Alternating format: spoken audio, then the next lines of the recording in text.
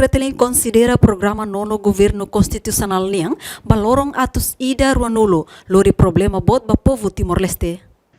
Lihusi declaração política segunda-feira, né? Deputada bancada Fretilin, Mariana Bela Savio Hateteng, plano nono governo niang ba 120 dias. Mas o programa problema, liu com o problema professores contratados sira, deve acontecer e o Ministério da Educação.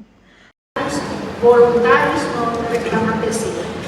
Senhor Ministro, nono governo minha promessa 120 dias minha deputado mas cria problema kan atau mai resolve problema. Realidade é que para contratar 5.000 professores para poder aumentar a desigualdade. Senhor Ministro, professores voluntários sira.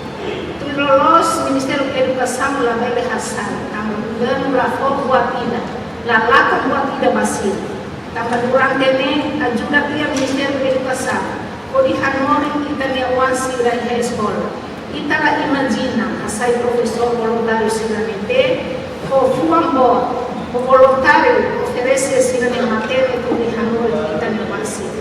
Mas kita nunca agradece basira ni ajudos no hakara kasa. Na sami precisa em outro minha contribuição. Hanorin dia parte do outro da futuro da Portanto, total professores contratados, hamutu kriung ida atu situ sanulu racing limane se continua halo demonstração hasoro ministra educação. Hahu husi lorong sanulu racing lima fulang ne to ohing lorong. Reportagem Melda Fatima Televisão Timor-Post. Janela informação ba emahotu. Atu atena informação atual diagliu kita halua. Hane hambutão subscribe, like, halo comentário no Fahad Utamba Media Social Hotu.